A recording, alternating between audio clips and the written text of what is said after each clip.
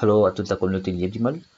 Nous vous souhaitons la bienvenue dans cette nouvelle vidéo où nous allons vous montrer, n'est-ce pas, où nous vous présentons en même temps la nouvelle interface de Liebdimal.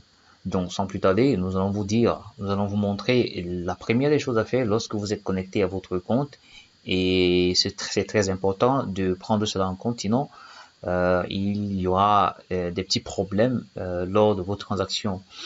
Étant donné que nous pensons beaucoup plus à la sécurité, d'abord, dans le système Liebdimal, nous avons réajusté quelques paramètres de sécurité, ce que nous allons vous présenter tout à l'heure d'ailleurs, et comment, n'est-ce pas, faire ces réglages de sécurité afin d'éviter un certain nombre de choses.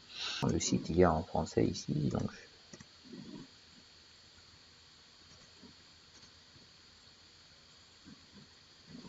Alors, actuellement, nous sommes au tableau de bord, comme vous pouvez le constater. Et la première des choses à faire, c'est de venir dans le menu réglage et d'aller dans le menu secret key.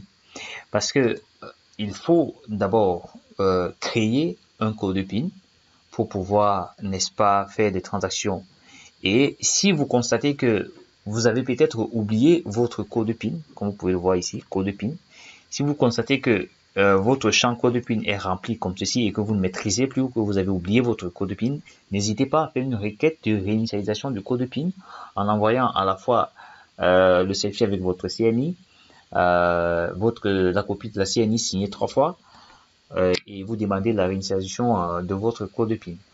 Donc, si c'est plein, ne vous gênez pas, faites juste une requête, maximum 112 heures, la requête sera traitée.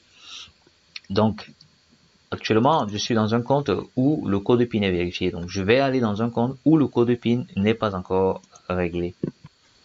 Alors, lorsque vous allez dans le menu Réglages, vous allez constater qu'il y a un menu nommé Secret Key. Ce menu est très important, surtout, et ne négligez pas. Il est très important pour la validation de vos transferts.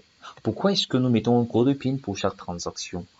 Par exemple, supposons que quelqu'un ait accès à votre téléphone et il a accès à votre Gmail.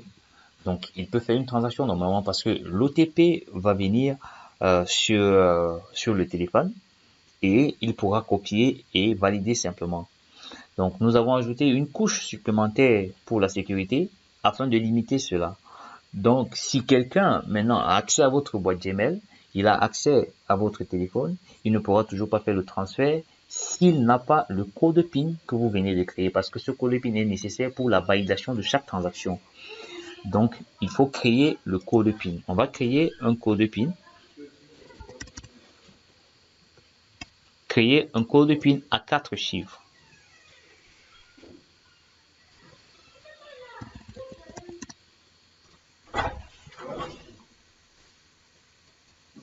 Alors, si vous le constatez, vous allez voir que le code PIN est créé avec succès. Maintenant, supposons qu'on veut faire un transfert. Alors, vous mettez l'ID. Lorsque vous mettez l'ID, vous allez constater que le nom du bénéficiaire s'affiche directement avec le statut si son compte est vérifié ou pas. Vous mettez le montant à transférer, le commentaire si vous voulez, le transfert policy, vous pouvez cliquer dessus pour voir, et vous demandez la validation par le biais que vous souhaitez. Donc, vous cliquez sur ça et vous cliquez sur Proceed. Et comme vous le remarquez, il y a le code de vérification qu'on doit vous envoyer. Et il y a également le code PIN qui est requis pour valider la transaction à la fin. Donc, voilà. On va rentrer le code PIN. Le code de vérification, autant pour moi, reçu. Et saisissez de grâce en majuscule pour éviter qu'il y ait des problèmes. Et le code PIN précédemment créé pour faire le transfert. Effectivement, vous voyez, il y a un message d'erreur. Le message d'erreur apparaît parce que le code PIN n'a pas encore été mis à jour dans le serveur. Donc, pour chaque modification que vous faites, vous devez vous déconnecter et vous reconnecter à nouveau pour refaire la transaction. Alors, je suis à nouveau connecté et je vais réessayer la transaction pour voir si, n'est-ce pas, elle va réussir. Donc, je vais mettre le nom du bénéficiaire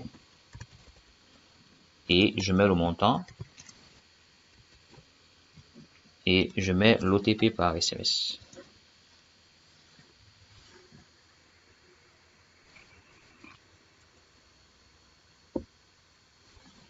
Donc le code de vérification, on rentre.